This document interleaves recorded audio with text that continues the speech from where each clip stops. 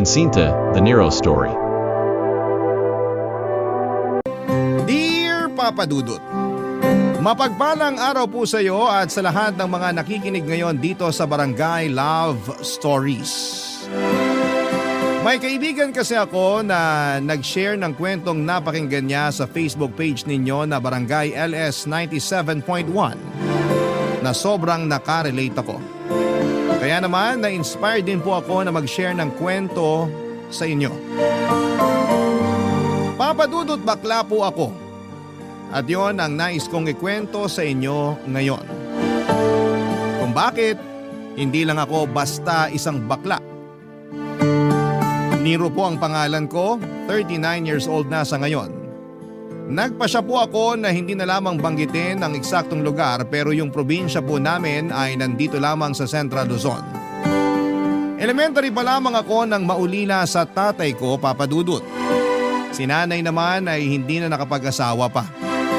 Nadisgrasya noon sa factory ang tatay ko na naging sanhi ng pagkawala niya kaya hindi na ako nasundan pa. Sa madaling salita ay nag-iisang anak lamang ako, Papa Dudut. Pero kahit na gano'n ay naging masaya naman kaming mag-ina. Masasabi ko kasing devoted siya sa akin, Papa Dudut.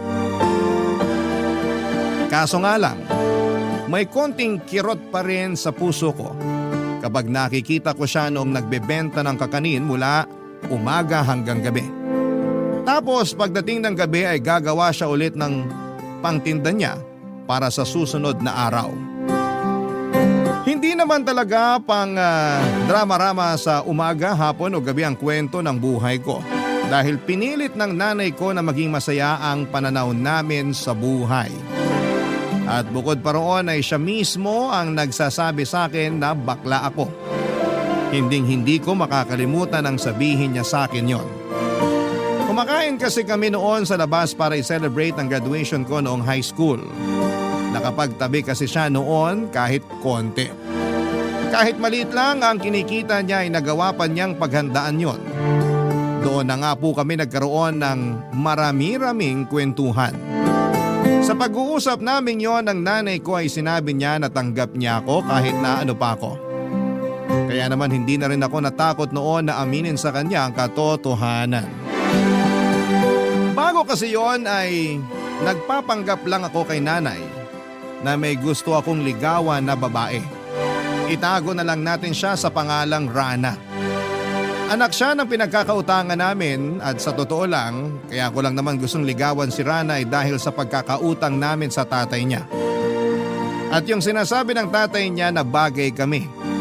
Hindi ko po talaga mahanap kung saan banda dahil kung tutuusin, mas babae at mas marunong pa akong mag-ayos ng sarili kaysa kay Rana, Papa Dudut.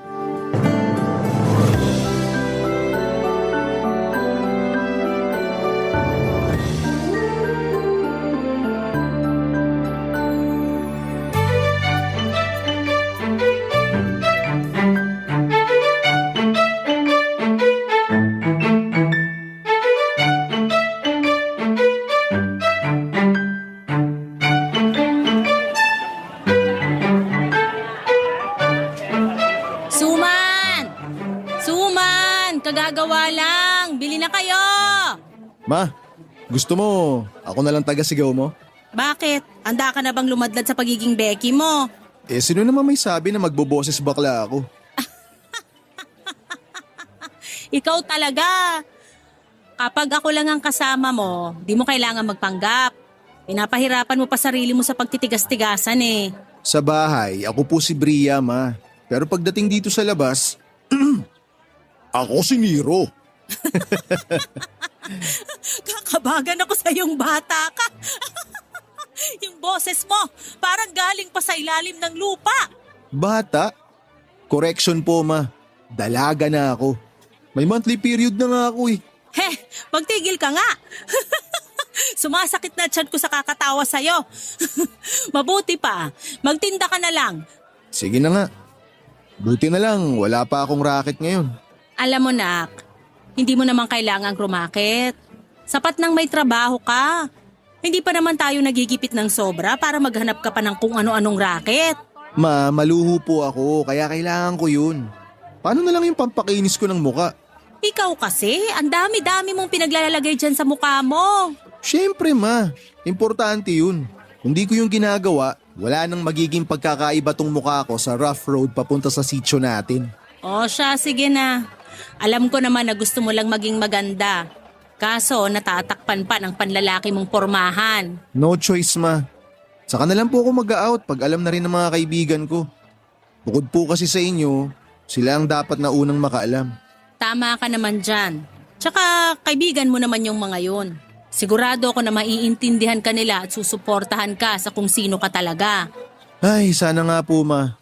Sana katulad mo sila para di na ako mahirapan magsabi. Sus, nararamdaman ko, nak. Matatanggap ka nila.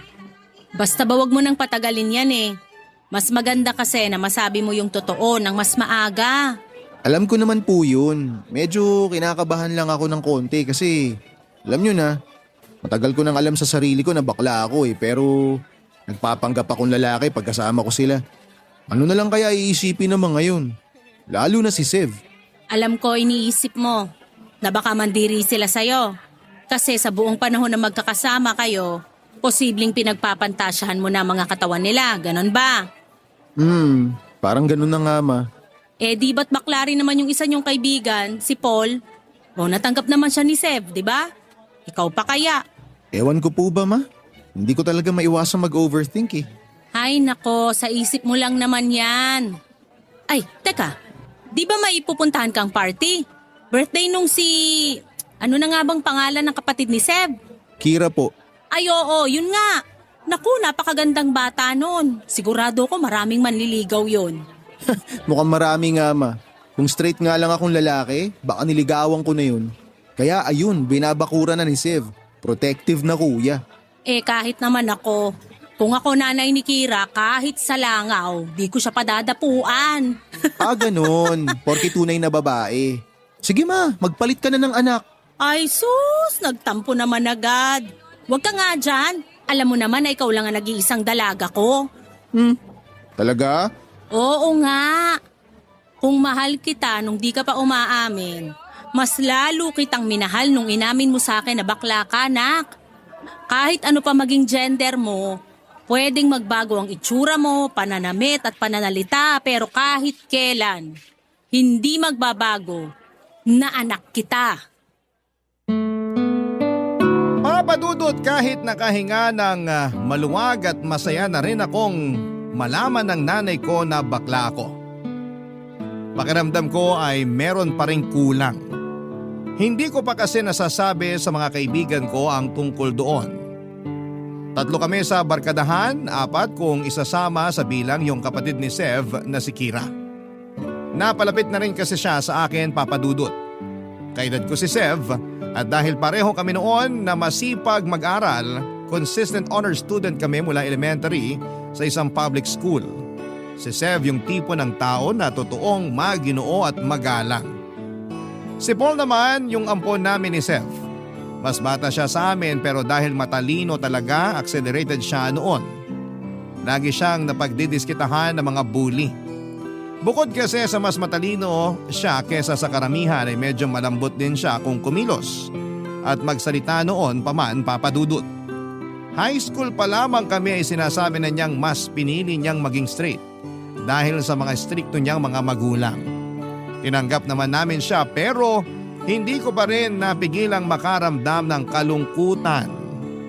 Mabuti na lamang at lagi nakasuporta sa akin ng nanay ko na bukod sa para ko ng best friend ay masasabi ko ring Mother of the Year sa sobrang pagiging supportive. Kahit na kasi 58 anyos na ang edad niya ay nasasabayan pa rin niya ako sa mga trip ko sa buhay.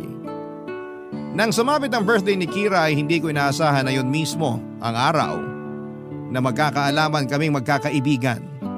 Ayoko pa sanang aminin sa kanila na bakla ako dahil bukod sa hindi ko alam kung papaano mag-react, si Sev ay relihiyoso rin siya tulad ni Paul. Hindi naman kasi ako tulad ni Paul na kahit nag-out na sa amin pinaninindigan pa rin ang pagiging lalaki. Tuwing kami ang kasama niya ay boses bakla siya. Pero kapag magulang na niya ang kaharap niya, siya pa rin yung Paul na lalaking lalaki ang datingan. Pakiramdam ko po noon, Papa Dudut, ay oras na may iba pang makaalam ay hindi ko na yon kakayaning itago pa. Isang gabi, 3 kaming nasa party ng isa naming kaibigan, late dumating si Rana sa venue. Tapos, doon na nagsimula ang topic ng kwentuhan.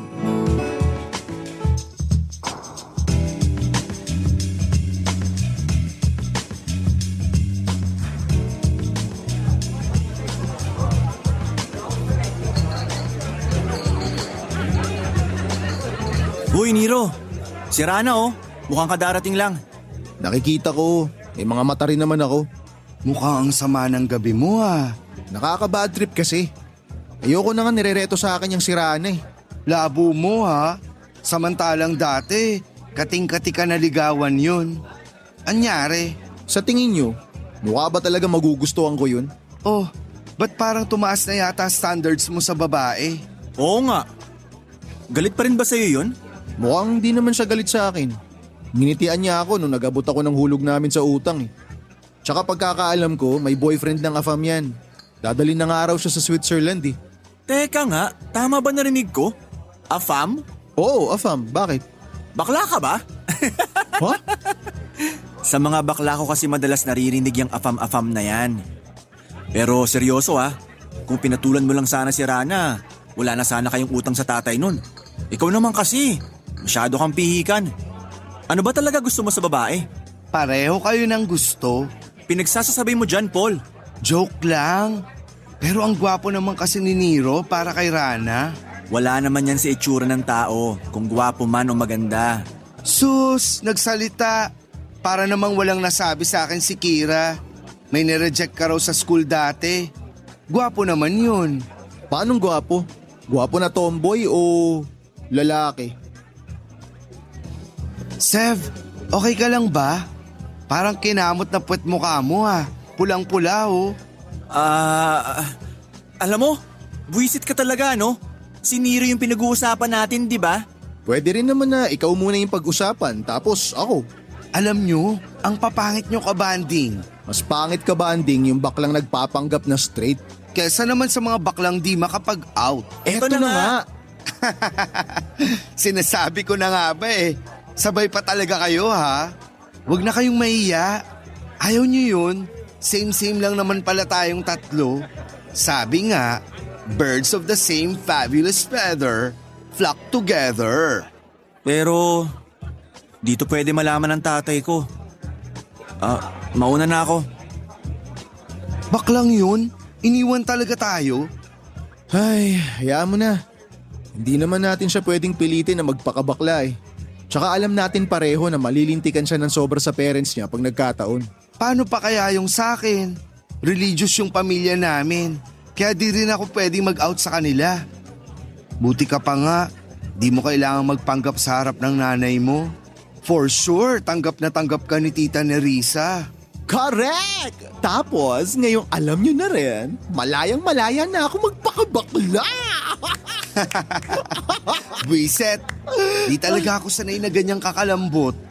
Parang kanina lang, lalaking-lalaki ka pa. Tapos ngayon, pak! Magdalena! Yak! Magdalena? Apakaluma ng reference ha? Ano palang itatawag ko sa'yo?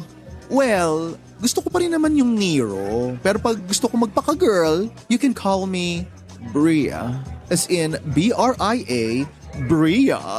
Baklang to? Kilig na kilig sa pangalan? Hindi naman no. Sobrang saya ko lang. Pero, mas masaya sana kung tayong tatlo yung mag-out. No? Ba't bigla ka naman naubod dyan? Wala. Nangati lang lalamunan ko. Nga pala, di na rin ako magtatagal dito ha. Uuwi na rin ako maya-maya. Ay, sabay na tayo. Pagkatapos ng pag-uusap namin ni Paul ay magdamag naman kaming nag-usap ni Sev sa phone call. Sinubukan kong pagaanin ang loob niya dahil alam kong hindi rin madali para sa kanya na aminin yung totoong katauhan niya.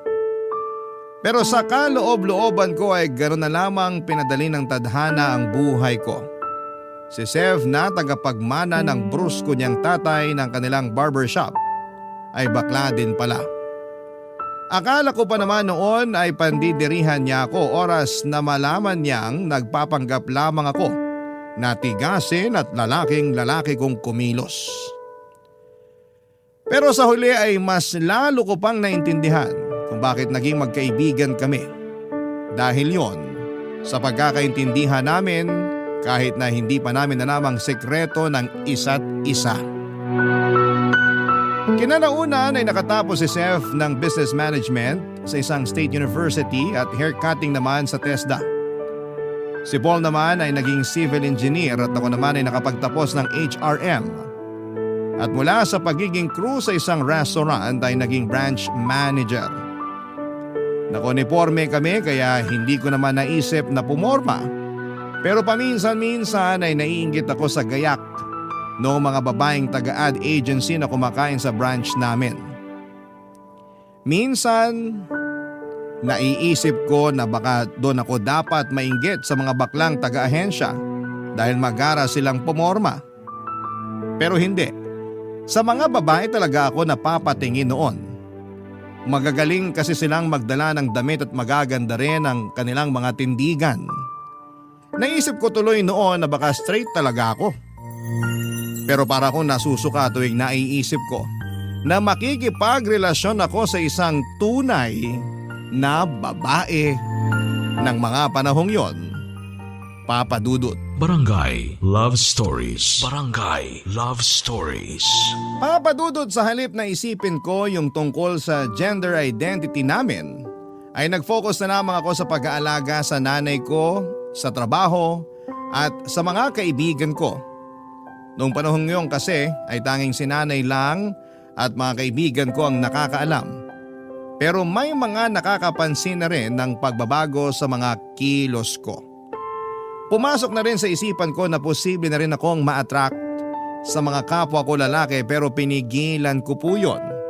Hindi ko yun pinagtuunan ng pansin dahil hindi pa ako ganong kahanda para lumantad.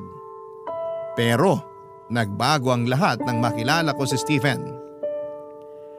33 ako at 45 naman siya noong nagkakilala kami sa isang dating app. Madalas na kasi akong tumatambay sa dating app na yon mula noong umamin ako sa nanay ko, Papa Dudut. Dati ay sundalo si Stephen na nagretiro at nanirahan na dito sa Pilipinas.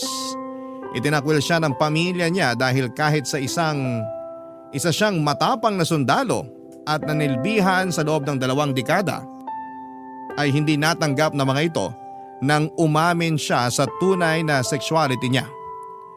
Noong lumayo nga siya sa pamilya niya, dito na siya naisipang magstay sa Pilipinas dahil gusto raw niya yung klima rito. Dahil sa kanya ay natanggap ko na hindi pala ako bakla. Itinanim ko sa isipan ko noon na isa akong babae, Papa Dudut.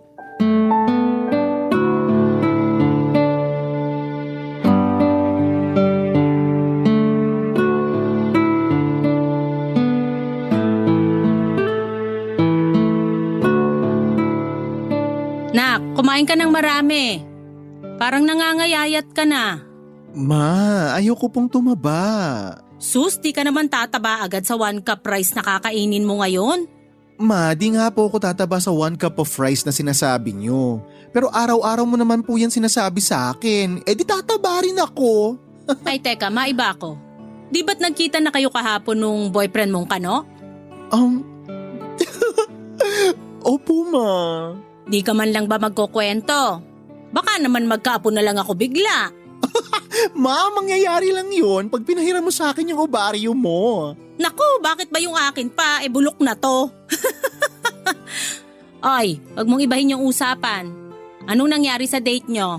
Okay naman po, ma. Yung totoo nga, sobrang saya ko. As in. Halata nga. Kulang na nga lang maghugis puso yung mata mo eh. Pero gusto ko pa rin na mag-ingat ka ha. Huwag agad-agad ibibigay yung buong tiwala. Lalo na, kahapon pa lang kayo nagkita. Ma, alam mo, huwag kang mag-alala kasi sobrang gentleman niya. Siya lang nagparamdam sa akin na hindi ako bakla. Ganun, Para akong tunay na babae. Anak, sigurado ka na ba talaga dyan sa boyfriend mo na yan? Baka naman sa una lang sweet sa'yo yung Stephen na yon, tapos sa susunod abusuhin ka na. Hala, ma, nakakaloka ka. Mas mukha pa nga akong mang-aabuso kaysa sa kanya eh. Ilang taon na nga uli siya? 45. May anak na ba yon? Wala po, solo lang po siya sa buhay. Nakwento mo nga. Bakit naman kasi ganun yung pamilya niya? Porke nag-out na siya takwil agad? Ganun po talaga, ma. Di po lahat itanggap yung mga katulad ko. Kaya nga po ang swerte-swerte ko kasi ikaw ang naging nanay ko. Ay sus! Napakadrama naman talaga ng dalaga ko. Hay nako, naman eh. Arte mo, nak! O siya, kwento ka pa. Pagkatapos nyo mag-shopping, saan ka dinala ni Stephen? Kumain kami. Kumain lang pero halos mapunit na yung labi mo kakangiti. Yung totoo, saan pa kayo pumunta? Pagkatapos kumain, hinatid niya na ako. Yun lang? Wala na kayong ibang ginawa? Nakakahalata na ako sa iyo, ma. Gusto ko lang malaman. Tsaka kung may iba pa man kayong gawin, wala naman ako magagawa dun Yung sa akin lang, di pa kayo ganun katagal kaya matuto ka sana maglagay ng limitasyon sa mga bagay-bagay. Ma, gets kita, promise. Pero huwag kayong mag-alala kasi wala pa namang nagaganap na ayaan sa motel. At sinabi mo ba talagang bata ka? Kunwari ka pa, ma. Yun din naman ang tinutumbok mo Oo na, sige na, yun na nga. Promise, ma. Wala po talaga. Pero ano? nag-kiss kami. Papadudot halos mamula ang buong braso ko sa kakakurot ni mama sa kalandian kong yon. Hindi ko kasi maitago yung kilig na nararamdaman ko tuwing si Stephen na yung pinag-uusapan. Nung nagkita kasi kami ay nag-ikot kami sa mall at magkahawa kamay pang pumasok sa isang butik ng mga pambabaeng damit. Yung mas nagpakilig pa noon sa akin ay wala akong nakita kahit kaunting pag-aalinlangan kay Stephen nang ipasukat niya yung mga blouse, skirt at dress na siya pa mismo yung pumili para sa akin. Pakiramdam ko ay napaka-espesyal ko ng araw na yon. Nung una ayokong pumayag na si Stephen ang magbayad ng lahat ng mga pinamili namin. Ayoko rin kasi noon na isipin niyang pera lang ang habol ko. Pero hindi naman daw niya naiisip yon. At para patas kaming dalawa ay nag-offer din ako sa kanya na ako naman ang gagastos sa susunod na lalabas kami. Mas lalo kaming naging malapit sa isa't isa pagkatapos ng date na yon, Papa Dudut. Mas lalo rin naming minahal ang isa't isa.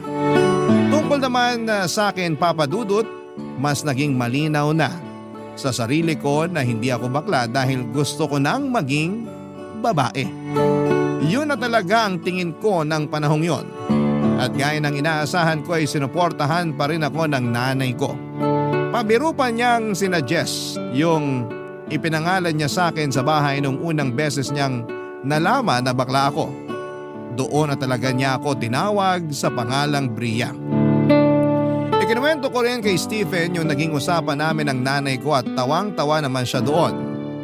Pero hindi ko inaasahan yung huling tanong niya na kung alam na raw ba ng mga kaibigan ko ang tungkol sa kagustuhan ko na maging isang babae. At tulad nung pagsasabi ko sa kanila na bakla ako ay natagalan din yon. Nagdesisyon ako na makipagkita sa kanila matapos ang 2 taon ng relasyon namin ni Stephen. Marami na rin kasi akong utang na kwento sa kanila noong panahong yon, Papa Dudut.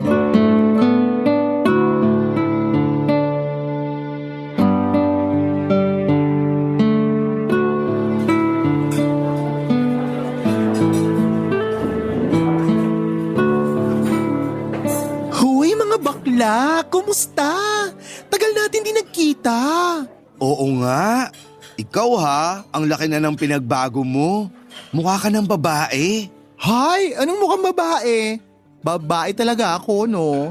Effort na effort nga ako sa pagme-makeup ko, Halata nga. Tsaka yung braso mo, ang ganda. Hindi namumutok yung muscles. Sus, ano ka ba? Dati nang ganyan mga braso ko, di nyo lang napapansin kasi lagi ako naka-jacket. Lagi bang naka-jacket? Parang itong si Sev. Uy, ba't ang tahimik mo dyan? Pwede bang hinaan yung mga boses nyo? La, inaano ka ng boses namin, bakla? Oo nga, tayo-tayo lang naman magkausap dito. Baka kasi may makarinig na kakilala ng parents ko tapos sabihin, mga bakla kasama ko. O bakit? True naman ah. Tsaka di lang kami no, ikaw rin. Shh, ano ba? Huwag sabi maingay eh. Sus, takot na takot. Sige nga, pagmasdan mo nga yung mga tao dito sa restaurant kung mukha ba sila may pakialam sa atin. Oo nga naman. Busy rin lahat sa pagkakwentuhan, no? Kaya huwag ka ng KJ dyan. Sumali ka na lang sa usapan para mawala sa isip mo yung parents mo. No ka ba? Ngayon na lang kaya tayo nagkita-kita. Ay, sige na nga. Pero di ako magboboses bakla ah. Kayo na lang. Fine, sinabi mo eh. So, Nero, Bria, nagkita na nga kayo ng sugar duty mo? Oo, nung first meet namin, nagkita kami sa restaurant. At box, hindi lang siya basta kainan ha, pang mayaman. Sus, nakapagtataka pa ba yun? Yamanesa naman yung ginawa mo. Pagkakataon mo na yan para makaahon sa kahirapan, bakla. Sira, wala akong balak na perahan yun no. Totoong gusto ko siya at mahal ko siya. We, kahit malaki agwat ng edad nyo? Bakit? Nagmamatter pa ba ang edad ngayon? Bakla, basta mahal nyo ang isa't isa, go for gold. Kaya ganun kami ng baby ko. Baby? Umayos ka nga. Tanda-tanda na nun tapos tatawagin mong baby. Alam mo kasi Sev, lumabas ka na sa closet mo para hindi ka nagkakaganyan. Tinan mo oh, ang bitter-bitter mo. Di ako bitter no? Di ko lang talaga magets kung bakit sa matanda mo pa naisipan makipagjowa. Pwede naman sa kaedad mo lang. Dami kayang gwapo dyan sa tabi-tabi. Hay nako, kung gwapo lang ang hanap mo, marami talaga dyan sa paligid. Pero yung lalaki na magmamahal ng totoo sa katulad ko at kaya kong irespeto, nabibilang lang yun sa daliri. Bonus na lang na paldo-paldo siya, no? Ay, oo na. Di naman ako mananalo sa'yo sa usapang to. So, kumusta nga first meeting nyo? Yun na nga. Tinawag niya ako na baby girl. Tapos napaka-gentleman niya. Kung itrato niya ako, feeling ko, babaeng-babae ako. Ay, napakaswerte ko talaga kay Stephen. Ano pang ginawa nyo? Kumain lang talaga? After namin kumain, dinala niya ako sa mall. Nag-shopping kami. Oh, kala ko ba? Hoy, alam ko yung iniisip mo. Hindi ako nagpabili sa kanya. Ayoko nga tanggapin yung mga binili niya para sa akin eh. Kasi ayokong isipin niya na pera lang ang habol ko. Pero sabi niya, pwede naman daw na minsan, ako naman yung gagastos para sa aming dalawa. Sa bagay, afford mo rin naman gumastos tuwing lalabas kayo. Branch manager ba naman eh? Parang sira. La, nagpabebe. Porke out ka na. Lakas na ng loob mo magaganyan kahit nasa public place tayo ha. Bakit? Out ka na rin naman ah. Takot ka lang sa parents mo. Kayo ni Sev. Ay, wag na natin sila pag-usapan. Pero Bax, seryoso ha? Happy ako for you. As in, sobra. Buti ka pa nga kasi malaya mo nang mafe-feel at may papakita kung ano ka talaga. Samantalang ako, eto pa rin, nagtatago sa panlalaking polo shirt. Tapos tigas-tigasan pag nasa harap ng parents. Alam mo, kung gugustuhin mo lang talaga, kaya mo. Kayang-kaya mong ipaglaban yung kalayaan mo na maging totoo sa sarili mo para mailabas mo yung totoong ikaw. Papadudot, nalungkot ako para kay Paul dahil kahit gaano pa niya kagusto na maipakita kung sino talaga siya ay hindi niya yon magawa dahil sa takot niya sa mga magulang niya. Lahat ng yon ay kabaliktaran naman ng nanay ko, Papa Dudut. Kaya naman lalo kong naramdaman kung gaano ako kaswerte na kahit isa na lamang yung magulang na kasama ko ay sobra-sobra pa yung support at pagmamahal na natatanggap ko mula sa kanya. Sa pag-uusap namin yon ay bigo pa rin ako na masabi sa kanila yung plano ko tungkol sa kagustuhan ko na maging isa ng ganap na babae. Nakakapagbihis babae naman ako, nakakapag-makeup at hindi na rin nahihiyang ipakita yung pagiging malambot ko sa pagkilos. Pero pakiramdam ko noon ay may kulang pa rin sa pagkatao ko. Pakiramdam ko ay may kailangan pa akong gawin. Batid ko naman ang panahong yon na hindi na nakakagulat na may mga bakla na gustong maging transgender. At proud din sila na ipakita sa buong mundo yung malalaking pagbabago sa kanila. Kaya na-inspire din ako, Papa Dudut. Batid ko na marami ang tutol sa ganito at hindi pa rin kami lubusang tinatanggap ng iba. Pero sa ganong paraan kasi mas nararamdaman ko na babae talaga ako at hindi lang isang bakla. Doon ako mas nagiging masaya. Hindi ko naman nakalain na susuportahan din ni Stephen ang kagustuhan ko na maging transgender.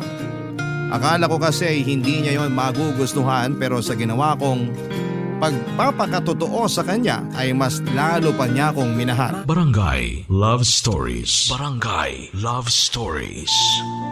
Papadudot na nga ako sa akin noon si Stephen na siya magpapagawa ng dibdib ko. Natuwa naman ako at hindi na yon tinanggihan pa. Pero nang maalala ko ulit yung mga kaibigan ko na sina Paul at Sev na wala pang alam sa plano kong yon ay nagkaroon na naman ako ng alinlangan na sabihin agad sa kanila yon. Ang kaso mas mahirap naman kung magugulat na lamang sila sa makikita nila. Sakaling makipagkita ulit ako sa kanilang dalawa.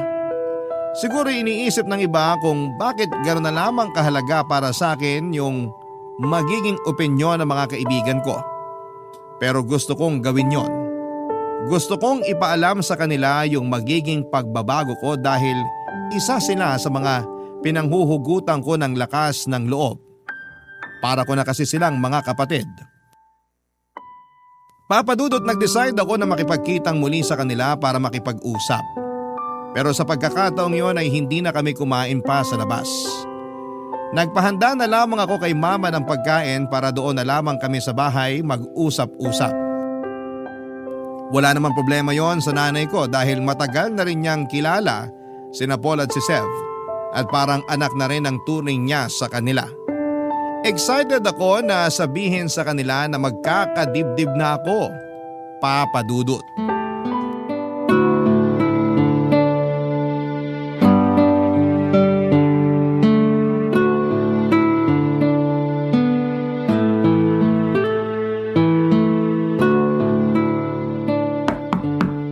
Nak, andyan na yata ang mga bisita mo. Ako na po magbubukas ng pinto, Ma.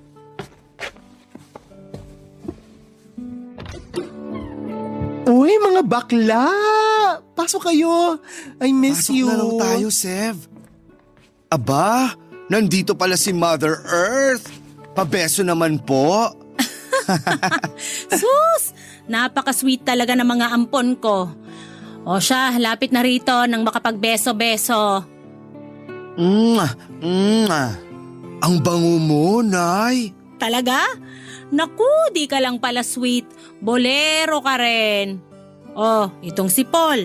Sosyal na. Pabeso-beso na lang. Ako po magmamano na lang. Nako, kunwari ka pa, Sev. Alam ko naman na rumarampa ka rin tulad nitong dalawang kaibigan mo. Hindi po ako bakla. Hoy Nero, anong sinabi mo kay Nay Risa? Sus, oo na, Sev. Di ka na bakla. Wala namang sinabi sa akin si Nero. Pero, hindi ako bulag at mas lalong hindi ako manhead. Sa tagal nyo ng magkakaibigan, para ko na rin kayong mga anak, kaya kilalang kilala ko na kayo, no? Basta alam nyo ko, kung saan kayo masaya, doon ako. O, narinig nyo naman si Mama, di ba? Kaya wag na magpanggap, mga mare. Nandito lang naman tayo sa bahay. Nay Narisa, pwede po bang paampon muna? Aba, walang problema. O siya, alis na muna ako. Mag-enjoy kayo rito sa bahay. May mga pagkain na doon sa kusina. Bye, Mother Earth. Ingat ka.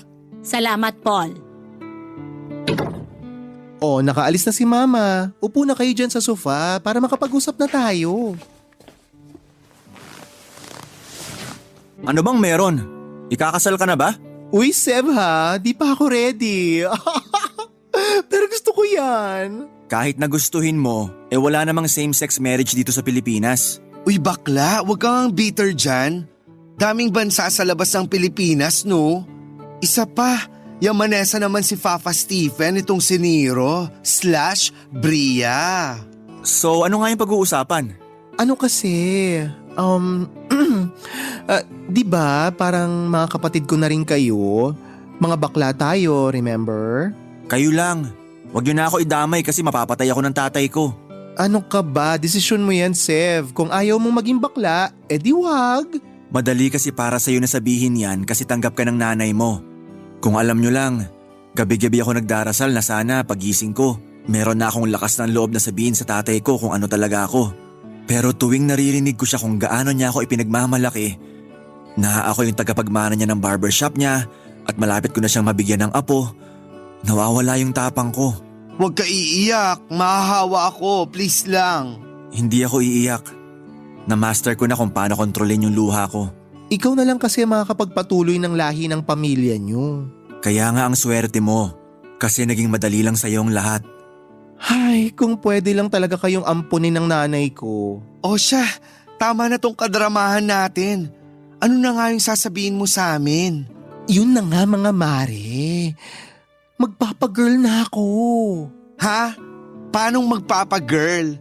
Palong-palo ka na nga oh. Kulang na nga lang umabot makeup mo hanggang ngala-ngala. Magpapagawa ka?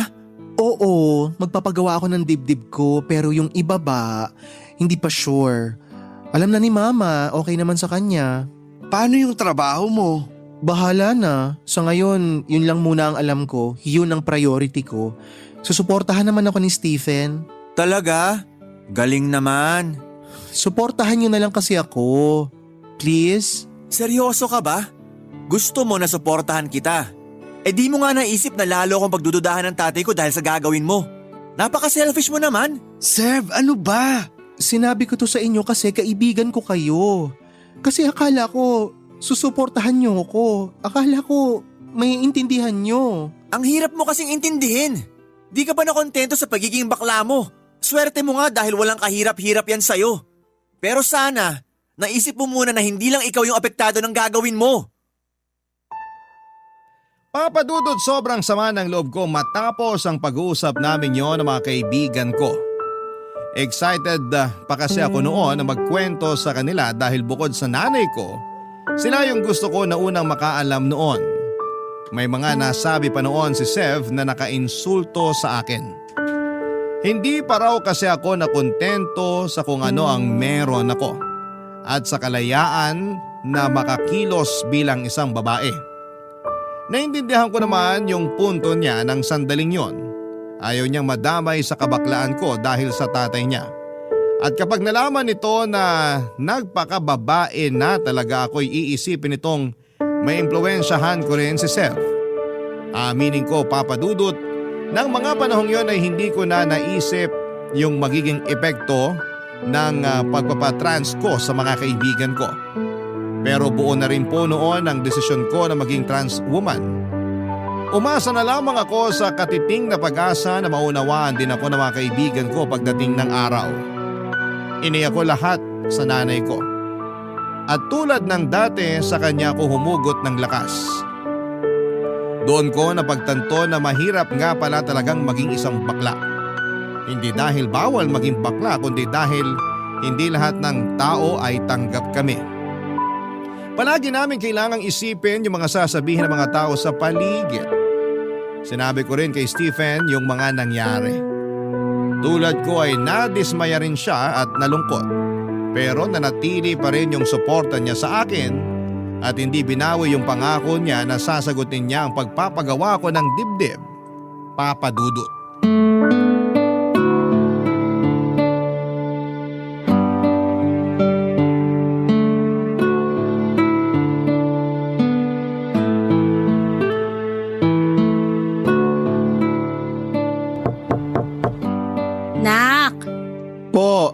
Pwede ba akong pumasok? Usap tayo, anak. Sige po, Ma. Bakit nagmumukmuk ka na rito? Masama lang po ang pakiramdam ko. Masama pakiramdam mo? O masama loob mo? Hindi na po ako kinakausap ni Paul at Sev. Nung huling usap naman namin, okay pa si Paul sa akin eh. Pero ngayon, hindi na rin niya ako sinasagot. Ay. O teka, upo muna ako dito sa kama mo. Pag-usapan natin yan, nak.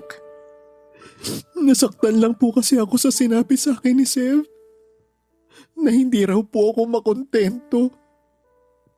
Ganun na siya magsalita sa akin mula nung sabihin ko na may boyfriend na ako eh. Parang hindi siya masaya para sa akin. Nung sinabi ko na ipapakilala ko sa kanila si Stephen, sabi niya dapat daw sa malayo. Ha? Bakit naman sa malayo? Tinanong ko rin po yan sa kanya. Sabi ko, jowa ko naman si Stephen eh. Tapos yun na nga po. Baka raw po makarating sa tatay niya yung tungkol dun. Best friend ko kasi siya kaya malamang daw iisipin din ng tatay niya na bakla siya. Kung ganon, pinagdududahan ka na pala ng tatay niya dati pa? Paano na ngayon na out ka na talaga? Malalaman at malalaman din naman yun ng tatay niya. Sinabi niya raw po na confused lang ako, na nagkukunwari lang ako na bakla. Ay, mukhang mahirap nga rin yung sitwasyon ng kaibigan mong yon. Naiintindihan ko naman po yung point niya. Pero paano naman po ako? Paano naman po yung gusto ko? Nak, di natin kontrolado yung nararamdaman nila. Kung di nila nagustuhan yung sinabi mo, karapatan nilang maramdaman yon. Ang tanging magagawa mo na lang ngayon para hindi na lumala pa yung di nyo pagkakaunawaan, ikaw na lang muna yung umunawa sa kanila. Ibig sabihin ba nun, ma? Hindi ko na rin muna dapat ituloy yung pagiging babae ko? Ganun po ba?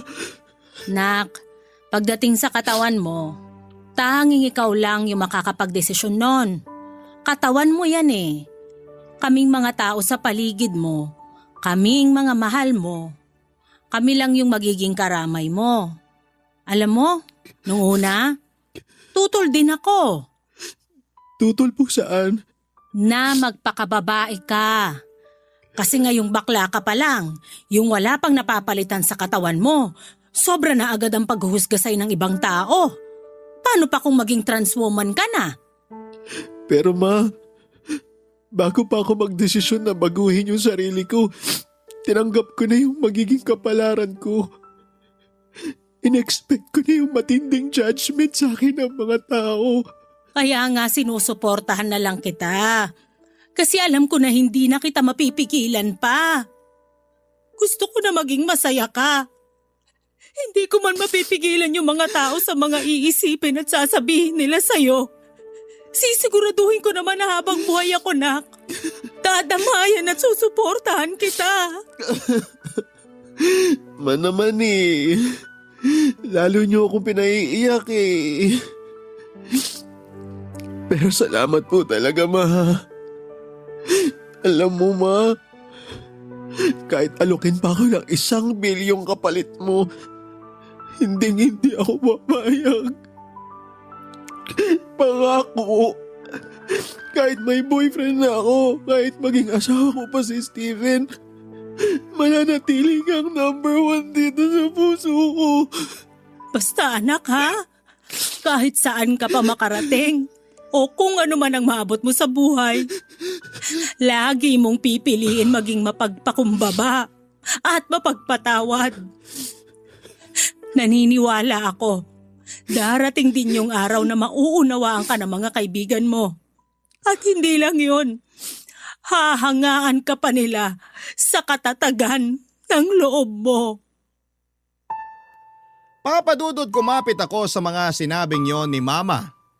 Kaya naman kahit na hindi naging maganda yung huling usap namin ng mga kaibigan ko ay hindi ako nagtanim ng sama ng loob sa kanila.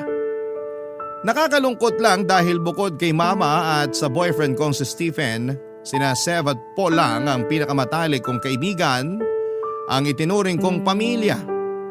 Mahal ko sila na parang mga kapatid ko na. Kaya hindi ko talaga maintindihan kung bakit nauwi sa ganon ang lahat. Sa ngayon, Papa Dudut, ay napagawa ko na ang dibdib ko at nagpa-counseling na rin po ako sa life coach ng specialization ay gender reassignment. Sa susunod, yung ibaba ko naman ang ipapagawa ko. Malapit na rin kami magsama ni Stephen sa isang bubong. Sapat na kasi yung panahon na nakilala namin ang isa't isa. Kaya handa na kami para harapin yung bagong yugto ng relasyon namin. Naghahanap lamang kami ngayon ng titirahan na kasya kaming tatlo. Siyempre kasama namin ang nanay ko. Isa rin kasi yon sa mga pangako ko sa kanya. Kahit magsama kami ni Stephen o mangyari man na ikasal kami, gusto ko na nandun pa rin si mama para gabayan ako. Sa kasamaang palad, natanggal ako sa trabaho pero natanggap naman ako sa iba nang subukan kong mag-apply. Naging mabuti talaga ang tadhana sa akin. Pero naging malupit naman ang mga kaibigan ko. Simula nung lumabas na ako, Papa Dudut, bilang isang babae ay tuluyan na akong hindi pinansin ni Sev. May pagkakataon pa na pinagtatawanan niya ako nang biruin ako ng tatay niya nang minsang makasalubong ko sila. In-unfriend na rin niya ako sa Facebook para wala na kaming koneksyon sa isa't isa. Ganon din ang kapatid nitong si Kira na naging malapit na rin sa akin. Si Paul naman ay mukhang okay na dahil nagawa na niya akong kumustahin. Pero hindi na siya nagayang lumabas at hindi na rin ako pinauunlakan tuwing ako naman ang nag-i-invite sa kanya. Hindi niya man sabihin ang kadahilanan ay naiintindihan ko na rin yon. Pero aaminin ko na masakit pa rin, Papa Dudut. Maraming naging tanong sa isipan ko. Hindi ko kasi alam kung ano pa yung pwede kong gawin. Kung dapat ko ba silang suyuin o kumbinsihin na maging totoo sa mga sarili nila. Ganap na sana ang kasiyahan ko kung magiging magkakaibigan pa rin kami. Kaya hanggang ngayon, Papa Dudut, ay umaasa pa rin ako na babalik pa kami sa dati. Hanggang dito na lamang po ang kwento ko at maraming salamat sa pagkakataong ibinigay ng Barangay Love Stories na may bahagi ko rito ang kwento ko. Salamat din sa iyo, Papa Dudut, sa pagkukwento nito at patuloy pa rin akong susuporta sa inyong programa at sana po ay mas marami pa kayong kwento na maibahagi sa amin. Muli, thank you and God bless, Barangay Love Stories. Ang inyong forever kapuso at kabarangay, Nero. Dear Papa Dudut, magandang araw po sa iyo at sa mga katulad kong panatiko ng Barangay Love Stories. Sa totoo lang ay araw-araw ko kayong tinututukan sa Barangay LS at minamarathon ang mga Barangay Love Stories na ina-upload ninyo online. Magkahalong saya, lungkot at gigil yung nararamdaman ko sa tuwing nakikinig sa mga kwento ng mga kabarangay natin. Pero ang pinaka gusto kong parte ay yung meron akong natututunan sa dulo ng bawat kwento. At yun ang dahilan kung bakit nag-decide akong sumulat sa programa ninyo para magbahagi ng aking karanasan. Pero bago ko simulan ang paglalahad ay tawagin niyo na lamang po ako sa pangalang Bri. 29 years old, taga Binangonan, Rizal at isang online seller, Papa Dudut. Nagtitinda ako ng RTW na damit at shorts. Nagbunga ang pagsisikap ko noong nagkaroon ako ng 2 physical store sa Taytay, Tiangge. Bukod doon ay meron din akong tindahan ng mga pasalubong tulad ng cornic, banana chips at kung ano-ano pa sa Binangonan Market na inaangkat ko sa iba't ibang probinsya at binebenta ng bultuhan sa murang halaga. Kaya nga sa edad kong ito ay nakapagpundar na ako ng bahay at sasakyan. At bukod doon ay pinag-aaral ko rin ang mga kapatid ko na nasa Cebu. Gabi-gabi bago ako matulog ay lagi ako nagpapasalamat sa Diyos dahil tinulungan niya akong umasenso sa buhay upang maging instrumento para makatulong sa mga nangangailangan. Palibasa, alam na alam ko yung pakiramdam nang walang-wala sa buhay lalo pat hindi ako pinanganak sa mayamang pamilya. Lumaki ako kasama ang lolo't lola ko at nagpapasalamat ako sa pagmamahal nila sa akin. Marami silang aral sa buhay na itinuro na masasabi kong dala-dala ko pa rin hanggang sa ngayon. Isa na nga doon ang pagpapatawad at kababaang loob. Sisimulan ko ang kwento ko noong pinagbubuntis ako ng nanay kong si Selena.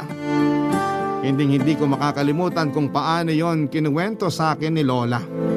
Sakto malakas ang ulan sa labas at madilim ang langit. Yun din kasi ang parehong panahon na nalaman nilang buntis sa akin ang nanay ko, Papa Dudut.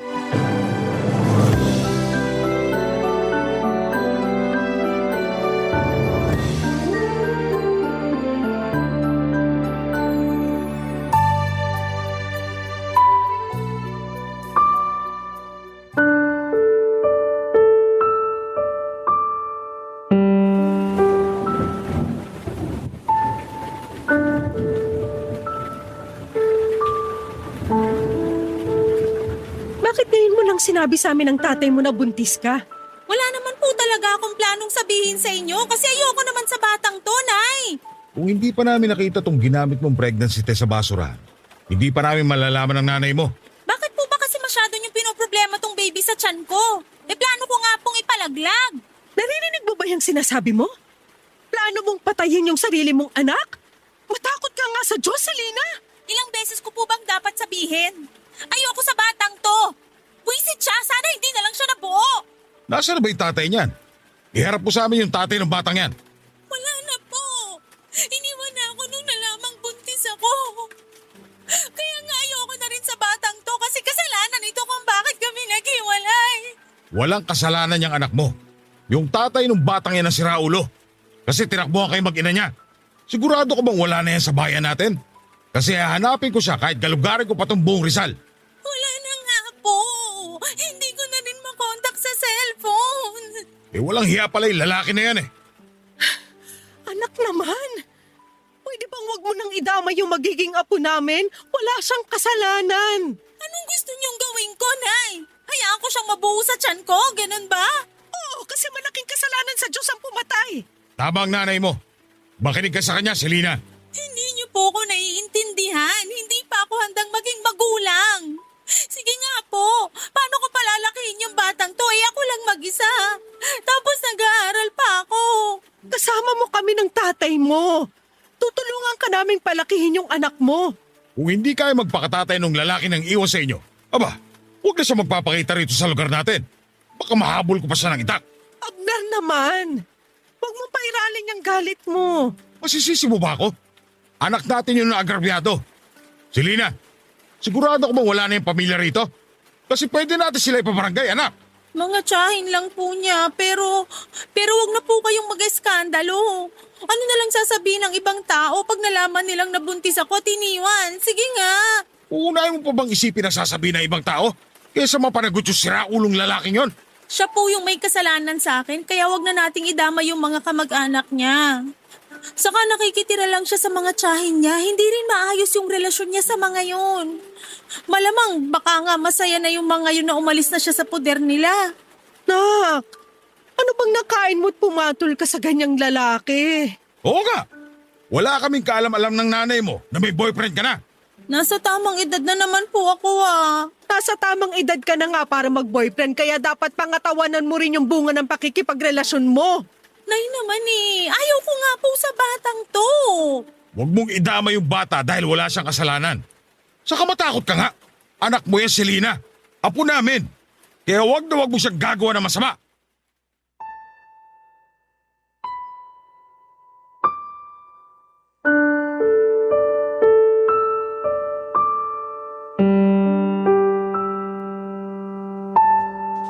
Papadudot unwanted baby ako na plinanong ibalaglag ng sarili kong ina. Nung nalaman ko yon kay Lola ay hindi ko na napigilang mapaluha. Kahit na sinabi ko sa sarili ko na handa na akong malaman ang dahilan kung bakit ayaw sa akin ng nanay ko ay masakit pa rin na ginusto niya akong mawala, Papadudot. Pero buti na lamang kasi at hindi natuloy dahil kina lolo at lola. Sa huli, nakumbinse rin daw nila si nanay na huwag akong ipalaglag. Pinagpatuloy ng nanay ko ang pagbubuntis sa akin hanggang sa maipanganak ako sa isang pampublikong ospital sa Angono taong 1995. Umasa sina lolo at lola na magbabago ang tingin sa akin ng nanay ko. Yun bang magugustuhan niya ako sa oras na makita na niya ako. Pero sinabi ni lola na hindi ako magawang titigan o buhatin man lang ni nanay noong pinanganak na niya ako. Kamukha ko raw kasi ang tatay ko na nang iwan sa amin kaya naman mas lalo lang siyang nagalit sa akin. Kaya sina lolo at lola na lamang ang nag-asikaso sa akin. Dahil sa pagbubuntis sa akin ni nanay ay kinakailangan niyang huminto sa pag-aaral. Ayaw niya raw kasing maging tampulan ng tukso sa klase nila at isipin ng ibang tao na pariwara siyang babae. Graduating na sana siya sa kurso niyang business management pero naantala yon nang dahil sa akin. Kaya nga nung sumunod na taon ay nag-enroll ulit si nanay para tapusin ang kanyang pag-aaral, Papa Dudut.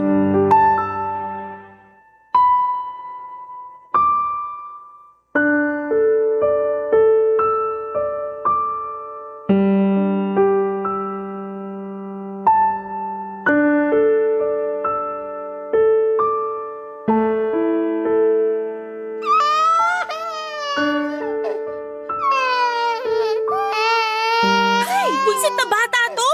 Pwede ba tumahimik ka muna? Kitang nagre-review ako eh.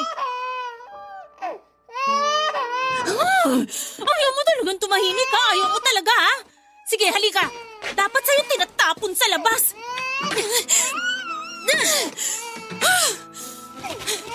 Yan! Diyan ka sa mga basura! Total, basura ka naman! Selena? Selena, anong ginawa mo sa anak mo? Santisima! Bakit mo naman itinapon sa basurahan yung bata? Ang ingay-ingay kasi, Nay. Hindi ako makapag-review. Hindi pa rin dahilan niya para itapon mo siya. Abner, kunin mo nga yung apo natin.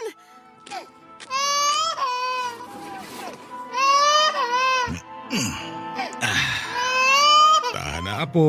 Tahan na. Pumasok na tayo sa bahay. Doon tayo mag-usap. Sige na, Abner, mauna ka nang pumasok sa loob ng bahay. Ano bang pumasok sa kukote mo, babae ka? Baka nakakalimutan mong anak mo yung batang yan. Anak ko nga, pero di ko naman gusto. Kayo lang naman ni tatay yung nagpumilit na buhayin ko yan at ipanganak eh. Kahit makaunti, wala ka talagang pagmamahal para sa anak mo. Wala po, tay. Sira Aray ulo ko ka naman, palang Nay. babae Bakit ka niyo po eh. ako binatukan? Baka sakaling maalog yung utak mo at maisip mo na magbago yung tingin mo sa anak mo. Kahit na anong gawin niyo sa akin, kahit na batukan niyo pa ako uli, iuntog sa pader at paluin, hindi na magbabago tingin ko sa batang yan. Hindi ka namin pinalaki ng nanay mo para maging masamang ina sa anak mo. Pero ayaw ko nga po sa batang yan. Kayo lang naman ni nanay yung pilit ng pilit sa akin na gustuhin niyang maingay na yan eh. Dapat kasi di nyo na yan dinampot dun sa basurahan. Baka sakaling may magka-interes sa kanya ng mga basurero. Hindi na talaga namin alam ang gagawin namin sa'yo ng tatay mo, Selena. Matakot ka nga sa karma, nak. Baka hindi mo na lang namamalayang bigla kang singilin sa mga pinaggagawa mo sa sarili mong anak. Hindi po ako natatakot sa karma, Nay. Mabuti pa kami na lang mag-aalaga sa anak mo. Huwag mo na siyang lalapitan kasi kawawa lang siya sa'yo. Buti po naisip nyo yan.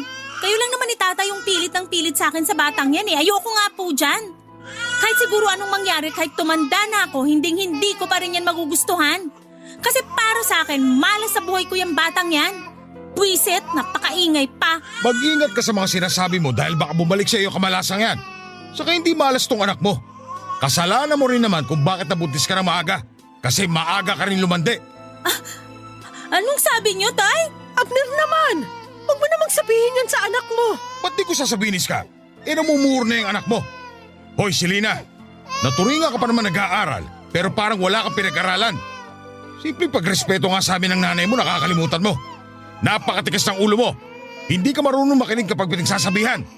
Tapos ngayon na nagbunga yung pagiging suwail mo, biglang hindi mo na kaya at ayaw mo ng pangatawanan tong anak mo. Ayus-ayusin mo yung ugali mong yan. Kung ayaw mo, palayasin kita sa pamamahay na to. Palalayasin niyo ako, Tay? Aba, bakit hindi? Wala kaming anak na kasi sama ng ugali mo. Hindi naman siguro kailangang umabot tayo sa ganyan. Kaya pagsabihan mo yung anak mo, kasi palalayasin ko talaga yan. Napakabastos! Walang modo! Galit na galit daw si Lolo noon kay nanay ayon sa kwento sa akin ni Lola. Ewan daw ni na lolo't lola kung anong elemento ang sumapi sa nanay ko para ilabas ako ng bahay at ilapag kasama ng mga basura. Yun daw yung mga tipo ng pag-uugali o kilos na tipong nababasa lamang ni Lola sa mga kwento. Masyadong mainit ang tagpo ng eksenang yon ayon kay Lola. Hindi naman daw ako sinut ng nanay ko sa basurahan. Ipinatong niya lamang ako sa may basura na nasa gilid ng pinto sa labas ng bahay. Matapos magsabi si Lolo na palalayasin niya ang nanay ko ay kitang-kita nila yung takot sa mga mata ng nanay ko. Kaya naman simula noon ay hindi na niya ako pinagdiskitahan pa. Pero mas naging overprotective sa akin ng lolo at lola ko at hindi na rin nila pinapalapit sa akin si nanay. Kung ako ang magkakaanak ay hindi ko magagawa sa anak ko ang ginawa sa akin ng nanay ko. Kaya nga hanggang ngayon ay hindi pa rin ako makapaniwala kung paano niya naatim na itapon sa basurahan na para bang hindi niya kadugo at hindi nanggaling sa sinapupunan niya ng 9 na buwan. Buti na lamang to the rescue ulit sina lolo at lola. Kaya wala namang nangyaring masama sa akin noon. Iyak ako ng iyak nang ikwento sa akin ni Lola kung ano nga ba ang mga nangyari noon. Pero lagi rin niyang sinasabi na huwag magtatanim ng galit sa sarili kong ina dahil masama yon. Pagkalipas nga ng 1 taon ay nakagraduate na si nanay at sobrang saya ni na lolo at lola dahil sa wakas ay nagbunga na ang paghihirap nila sa pagpapaaral sa nanay ko. Nagdesisyon si nanay na magtrabaho sa Cebu noong nakatanggap siya ng job offer doon. Agad siyang nag-asikaso ng requirements para makalipad papunta doon. Nangako siya kina lolo at lola na magbabakasyon pa rin sa amin para dalawin ako, Papa Dudut. Pero hindi yon natupad dahil lingid sa kaalaman namin.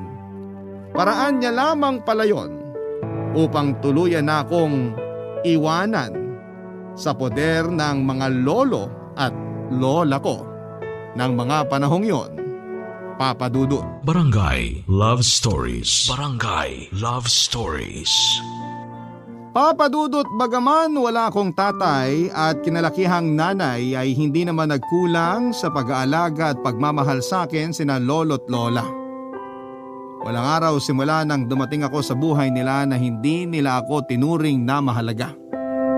Para sa akin ay hindi ko lang sila lolo at lola.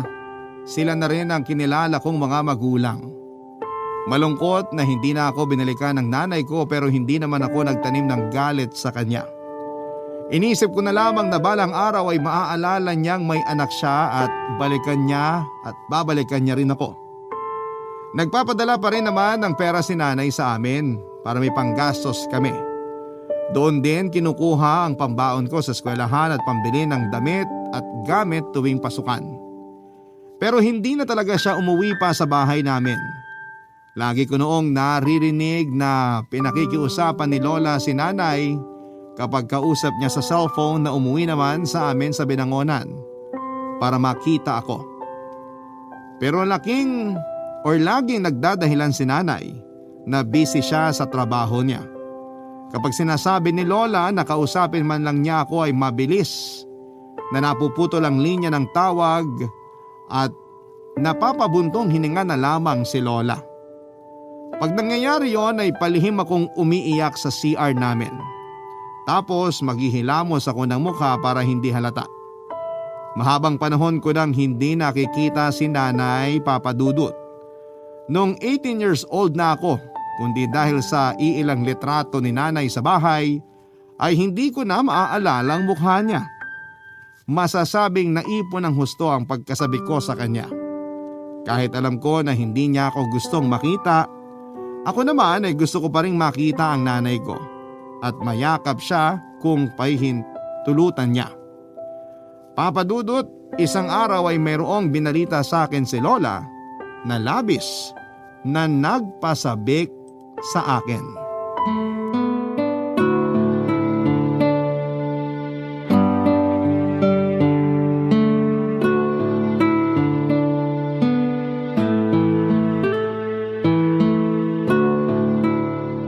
La, sabi niyo sa akin ni Lola may sorpresa kayo. Ano po yun? Nako, halatang halata na excited yung apo nating malaman yung sorpresa natin sa kanya, Iska. Oo nga eh. Hindi na makapaghintay na matapos tayong kumain. Sus, ano naman po pinagkaiba ko? Sabihin niyo na ngayon at mamaya. Sasabihin niyo pa rin naman po, La. Plano sana naming hindi muna sabihin agad kasi nga sorpresa. Kasi tong Lolo Abner mo, napakadaldal. Nalaman mo tuloy, Apo. Ako pa yung nasisi, excited lang naman yung tao. Ikaw talagang sisisihin ko, alangan naman yung kapitbahay. Sabi ko nga ako na may kasalanan. Ay, kapag talaga tinutoyo ang mga babae. Bakit? May reklamo ka sa toyo ko? Ay sabi mo nga sa akin nung nililigawan mo ko, handa ka maging siomay kapag tinutoyo ako, di ba? Huwag mong itanggi yan. Hindi ko naman tinatanggi, Iska. Gusto ko po sanang matuwa kasi ang sweet-sweet niyo kahit corny na minsan pero di niyo pa po sinasabi sa akin yung sorpresa niyo lang. Sige na po, gusto ko nang malaman eh. O siya, sige na nga. Total hindi mo rin naman kami titigilan, Apo. Kulit-kulit mo. Mana ka sa lolo mo. Ako na naman ang nakita. Okay lang yan, Lo. Ibig sabihin, ikaw lang ang nag-iisang lalaki sa paningin ni Lola kasi kayo lang lagi niya nakikita. Ay, bigla akong kinilabutan dun ah. Grabe ka naman, La. Parang mas corny ka pa yata sa amin ng lola mo, Apo. Nakakasakit kayo ng kalooban, Lo. Gusto mo ba malaman yung sorpresa namin o hindi? Siyempre gusto po. Uuwi na ang nanay mo rito sa atin sa Makalawa, Bri! Talaga po? Hala, makikita ko na si nanay. Kaya lang, makagalit pa rin siya sa akin, La. Bakit naman magagalit ang nanay mo sa'yo? Wala ka namang ginagawang masama. Di ba ayaw niya nga sa akin? Sabi niyo tinapon pa niya ako sa basurahan nung baby ako. Matagal na naman yun. Sigurado nagbago na yung nanay mo. Kaya nga siya uuwi rito sa atin eh. Tama ang lolo mo. Tsaka kasama mo naman kami kaya hindi mo kailangan matakot. Pero nag-overthink pa rin po ko. First time ko lang po siya makikita sa 18 years ko rito sa mundo. Nandun na yung excitement pero kabado pa rin po ako. Paano kung hindi pa rin nagbabagong turing niya sa akin? Paano kung ayaw niya pa rin sa akin bilang anak niya? Alam naman ng nanay mo yung sitwasyon. Tsaka sigurado ko na hindi siya uuwi rito sa atin kung hindi kanya nami-miss, Bre. Kaya huwag ka na mag-isip ng kung ano-ano dyan. Pero ano bang sabi ni Selena? Dito na raw ba siya ulit titira sa atin? Parang. Umalis na yata siya sa trabaho niya sa Cebu eh. Biglaan nga raw pero nasa plano na rin naman niya. Sabi niya may sikasuhin siyang papeles dito sa Maynila. Hindi ko lang alam kung ano kasi hindi naman niya sinabi. Baka dito na siya magtatrabaho para mas malapit sa atin. Hindi kaya? Ay, sana nga ganun. Para naman magkasama-sama na tayong pamilya. Basta Apo, maging malapit ka sa nanay mo ha? Kasi ang tagal niyo ring hindi nagkita. Tsaka kalimutan mo na rin anumang hinanakit at tampo mo sa kanya. Matagal na yun eh. Malaki ka na rin naman. Opo, La. Sabi niyo nga po, masama magtanim ng galit sa ibang tao lalo pa kaya sa sarili kong nanay. Oo, yung kasi ang turo sa simbahan. Magmahalan at matutong magpatawad. Basta, paghandaan mo ang pagdating ng nanay mo. Iparamdam mo sa kanya kung gaano ka kasabik sa kanya at kung gaano mo siya kamahal. Papa Dudut, tama naman si Lola. Laging turo sa mga misa sa simbahan ang pagmamahalan at pagpapatawad. Kaya nga yung lahat ng tampo at hinanakit ko sa nanay ko ay agad na nawala nung nalaman kong uuwi siya sa bahay namin. Excited ako at hindi ko na nga mahintay yung araw na sa wakas ay magkikita na kami ng personal. Sa Facebook ko lang kasi siya ini-stalk at hindi pa niya sinisin yung mga message ko sa Messenger. Pero iniisip ko na lamang na baka busy siya sa trabaho niya lalo na managerial ang posisyon niya. Excited din sina lolo't lola dahil sa wakas ay makikita na nila ang anak nila. Alam ko kasi kung gaano sila nangulila sa nanay ko. Kaysa isang anak kasi nila si nanay. Dumating na nga yung araw ng pag-uwi ni nanay sa bahay. Galing pa akong school noon kasi may klase kami nung araw na yon. Nagmamadali akong umuwi sa amin at halos madapa na nga ako kasi tinakbo ko talaga. Lalong lumapad ang ngiti ko noong marinig ko ang boses ng nanay ko habang inaalis ko yung sapatos ko sa may pinto. Pero agad na napalitan ang pagtataka at kaba yung ngiti at excitement ko nang unti-unting luminaw sa akin ang pinag-uusapan nila ng lolo at lola ko, Papa Dudut.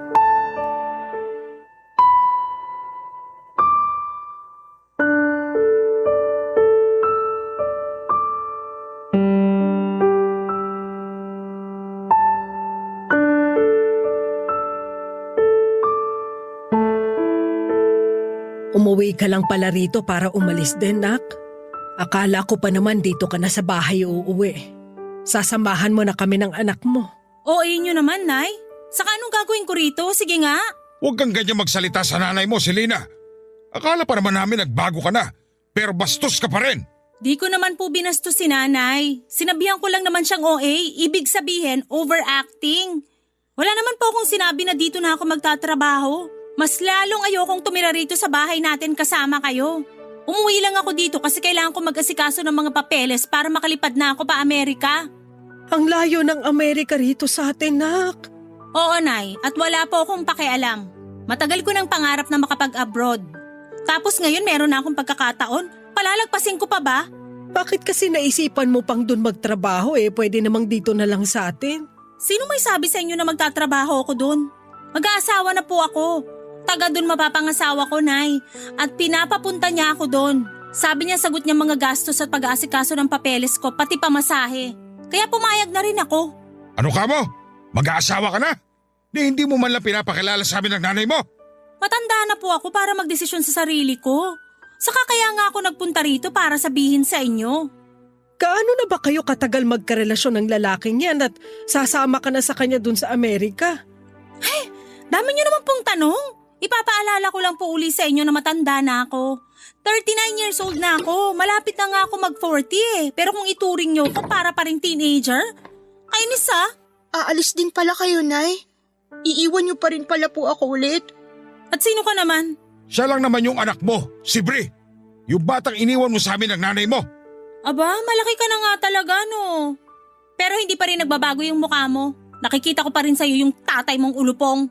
Selena, hindi naman yata tama na pagsalitaan mo ng ganyan ng anak mo.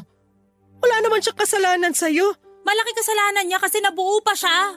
Siguro kung wala siya, di sana ako iwan ng boyfriend ko. Hanggang ngayon ba naman sinisisi mo pa rin si Bri sa kasalanan ng lalaking yon? Walang kasalanan ng anak mo. Sa damuhon na yun ka magalit. Akala ko pa naman. Excited din kayo na makita ako, Nay. Pero mukhang nagkamali po ako. Bakit naman ako may excite na makita ka? Selena! Totoo naman sinabi ko, Nay. Hindi ako excited na makita yung babaeng yan kasi wala naman akong pakialam sa kanya. Buti nga binuhay ko pa rin siya at pinag-aral Sapat na yun. Huwag na siyang umasa na magpapakananay ako sa kanya. Kilabutan ka nga sa sinasabi mo, Selena. Ginigigil kasi ako ng babaeng yan halata namang noon pa lang hindi ko na siya gusto. At hindi na magbabago kahit na lumipas pa ang mahabang panahon. Ay, kairita kayong lahat. Kita niyong pagod yung tao Makatulog nga muna. Papa Dudut, sobrang sakit palang marinig mula mismo kay nanay na hindi niya ako mahal. Para kong sinaksak ng libu-libong kutsilyo, kaya naiyak na lamang ako. Bukod doon ay umuwi lamang pala siya para iwanan kami ng tuluyan. Kaya imbes na masayang reunion ang nangyari, natahimik na lamang kami nina lolo't lola at walang nasabi. Alam din kasi nila na kapag may gusto si nanay, hinding-hindi nila ito mapipigilan. Kaya sa huli hinayaan na lamang nila ito. Nanatili ang nanay ko sa bahay namin ng 1 buwan habang nag-aasikaso ng mga papeles niya pa Amerika. Matagal na niya talagang nasimulan ang pag-aasikaso. Taon na rin yata. Pero hindi siya makapag-focus dahil may trabaho siya. Kaya nung nakapagpasya siya na gusto na niyang pumunta sa Amerika, ay nag-resign siya sa kumpanyang pinapasukan niya sa Cebu at umuwi sa amin pansamantala. Sa loob ng isang buwan na yon, sinubukan ko makipaglapit ng loob sa nanay ko. Pero siya mismo ang umiiwas sa akin. Kung kausapin nga niya ako ay saglit lang at kung tratuhin niya ako ay para bang hindi niya ako anak. Siguro nga ay kinalimutan na niyang anak niya ako. Kaya naman nasaktan ako ng husto. May sa ilang beses din siyang kinausap ni Lola na makipag-bonding naman sa akin pero ayaw ni nanay at madalas na nauuwi lang yon sa pagtatalo nilang mag-ina. Kaya ako na lang mismo ang umiiwas sa kanya, Papa Dudut. Nahihirapan lang ako dahil magkasama kami sa isang bubong. Tapos ganun pa yung trato niya sa akin. Madalas ay busy siya sa cellphone at ka-video call yung fiancé niya. Tapos kakausapin lang niya ako para utusang ikuha siya ng pagkain o inumin. Minsan ay para ipagtimpla siya ng kape o di naman kaya ay linisin ang mga kalat niya at labhan ang mga damit niya, Papa Dudut. Barangay Love Stories. Barangay Love Stories. Papa Dudut, nang makompleto ang mga papeles ni nanay ay agad siyang nag-impake ng mga damit at gamit niya. Kitang-kita ko sa mukha niyang excitement na makapunta sa Amerika. Siyempre, alalang-alala sina lolo at lola para sa nanay ko, lalo pat malayong lugar na yung pupuntahan niya. Sa katunayan ay sinubukan pa nga nila ulit itong pigilan pero nagalit lang sa kanila ang nanay ko. Nasaktan ako para kina lolo at lola dahil wala naman silang hangad na masama sa kanya. Doon ko naisip na wala na talaga siyang pakialam sa mga magulang niya, lalo na sa akin na anak niya, Papa Dudut. Kaya yung kaunti na lang na pagmamahal ko sa nanay ko ay nawala na. Sa katunayan, nung umalis siya sa bahay namin ay hindi na ako naghabol pa sa kanya. Hindi na rin ako umiyak. Pero nasaktan ako sa hagulhol ni na Lola para pigilan ulit siya. Kaya lang ay nagbingi-bingihan ng nanay ko at nagawa niya pang itulak si Lola noong kapitan siya nito sa braso para pigilan. Doon na nga ako nagalit sa kanya kaya sinabihan ko siya na huwag na siyang babalik sa bahay namin. Kitang-kita ko ang matinding galit sa mga mata ng nanay ko pero sinalubong ko lang yon ng mas matinding galit. Simula nang umalis si nanay ay hindi na kami nakarinig pa ng balita sa kanya, Papa Dudut. Hindi ko na rin in-stalk ang Facebook niya. Sa katunayan, blinak ko siya doon at binara ko rin yung mga chat ko sa kanya. Nag-focus ako sa pag-aaral habang nagtatrabaho para mas matulungan ko ang sarili ko na may pantustos ako sa pag-aaral ko. Matanda na rin kasi sina lolo at lola para maghanap buhay. At naaawa na ako sa kanila lalo na tuwing nagreklamo sila sa rayuma nila. Napakasipag pa naman nilang magtinda ng mga gulay at prutas sa palengke. Doon nila ginamit ang huling pera na iniwan sa amin ni nanay bago ito umalis. Kaya nung nakapagtapos ako, pinangako ko kina lolo at lola na babawi ako sa kanila. Gusto ko silang bigyan ng maayos na buhay, kaya nga naghanap ako ng mapapasukang trabaho. Swerte naman dahil nakapasok ako sa isang kumpanya. Pero sa totoo lang ay kulang na kulang pa rin ang sweldo ko lalo nung nagkasakit si lolo. Dahil sa katandaan ay naging mahina na ang resistensya niya. Pabalik-balik kami noon sa ospital nung nagsimula ang pandemic. Tinamaan siya ng COVID-19 virus dahilan para lumala ang kondisyon niya at tuluyan siyang kunin sa amin noong July 2020. Ang sakit-sakit mawala ng lolo. Pero sa kabila ng lahat ay nagpatuloy pa rin kami ni Lola. Pero noong 2022 ay muli kaming sinubok ng kapalaran nang ma-diagnose na may stage 2 ovarian cancer ang lola ko.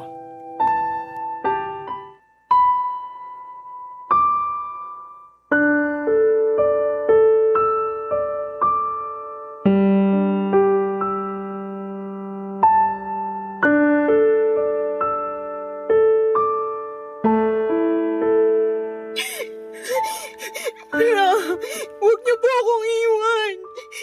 Hindi ko po kakayanin kung pati kayo mawawala. sa akin.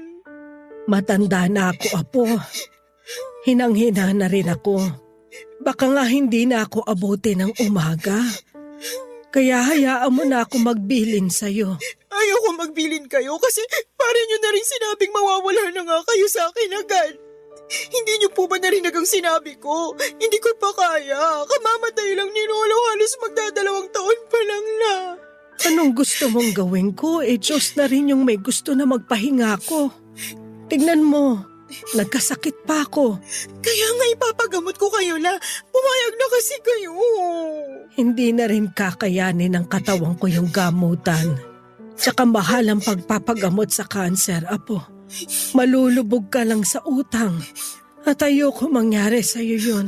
Pero mahal ko po kayo at ayoko mawala kayo sa akin. Mahal din naman kita. Pero hayaan mo na akong magpahinga. Miss na miss ko na rin ang lolo mo. At gusto ko na siyang makita.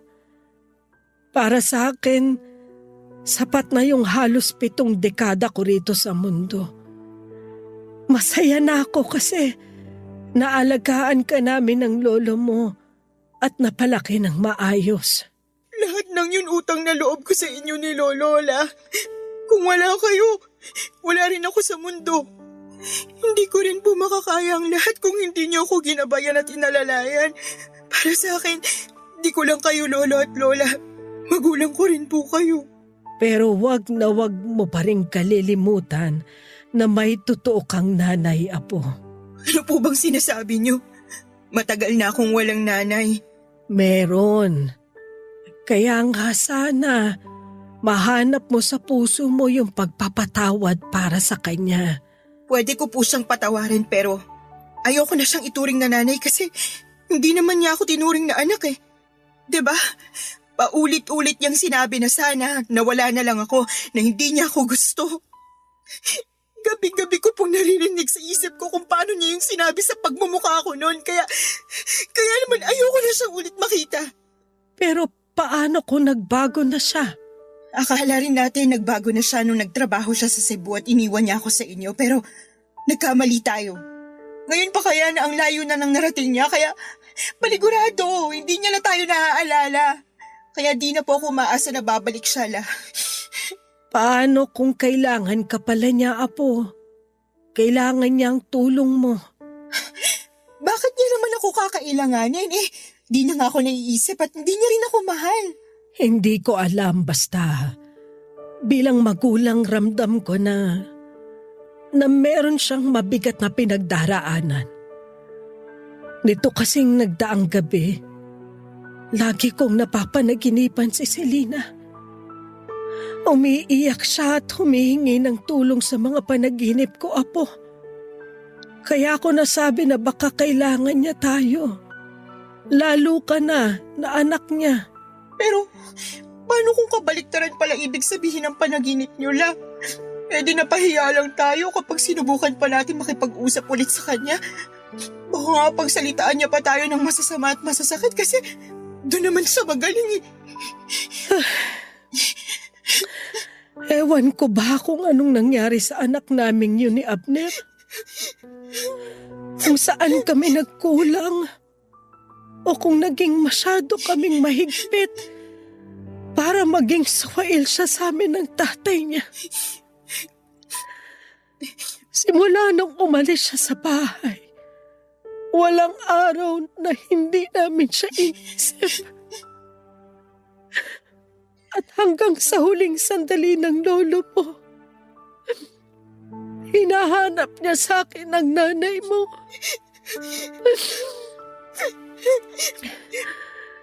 Kahit naman ako, kung pwede lang talaga, gustong-gusto ko na siyang makita. Ang dami kong tampo kay Selena. Dahil paano niya tayo natiis? Lalo ka na anak niya. Pero kahit kailan, hindi naman ako naghangad ng ikakasama niya. Sana, kung nasan man siya ngayon, nasa mabuting kalagayan siya. At kung loloobin ng Panginoon, sana magkita pa rin kayong mag-ina. Papa Dudut, ilang beses kong pinilit si Lola na magpagamot pero siya na nga ang tumatanggi. Hindi na rin daw kasi kakayanin ng katawan niya kaya naman tinanggap na lamang niya ang kabalaran niya. Siyempre, nalungkot ako.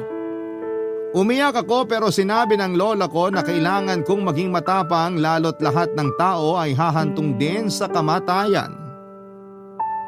Oo nga, pero nainis pa rin ako sa kanya noong mga panahong yon kasi hindi niya naiintindihan ang nararamdaman ko. Pag nawala siya sa akin, mag-isa na lamang ako.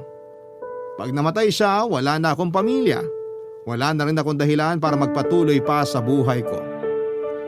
Dahil sa progreso ng sakit ni Lola ay mabilis siyang nanghina at noong taong ding yon ay tuluyan na siyang kinuha sa akin ang kamatayan. Durog na durog ang puso ko nang pati ang lola ko ay iwanan ako. Ilang beses ko pang tinanong sa Diyos kung anong kasalanan ko kasi ginawa niya akong ulila. Ni hindi ko pa nga natutupad ang pangako ko kina lolo at lola tapos ay nawala na sila kaagad sa akin.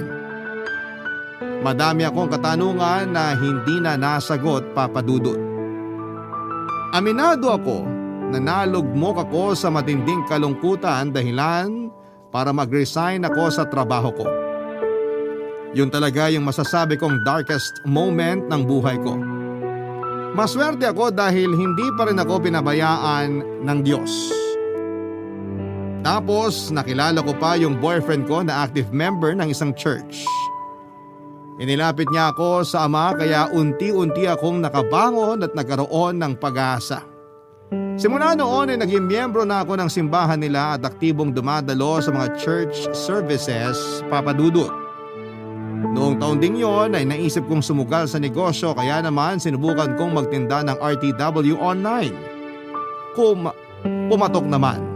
Tiyanaga ko lang hanggang sa nakaipon ako ng pera at dumami ang paninda ko.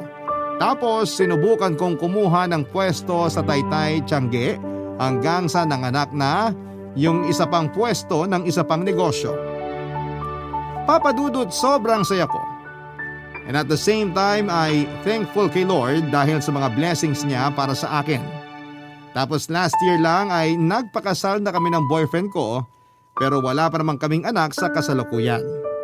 Noong January 2024, isang araw may nakarating sa akin na balita tungkol sa nanay ko na lubos kong hindi inaasahan. Meron daw siyang early stage ng chronic kidney disease at matagal na niyang iniinda ito. Pero ang pinagtataka ko ay anong ginagawa niya sa Cebu, buong akala ko ay nasa Amerika siya. By the way, ang naghatid ng balita sa akin ay ang anak niyang babae na half-sister ko na 10 years old na. Lalong dumami ang mga tanong sa isipan ko ng mga panahong yon. Nakiusap sa akin yung bata na pumunta ako ng Cebu dahil gusto raw akong makita ng nanay ko. Ayaw ko na sana makipag-ugnayan sa kanya pero naalala ko yung sinabi sa akin ni Lola bago siya nawala. Ang magkita kami at magkapatawaran ng nanay ko.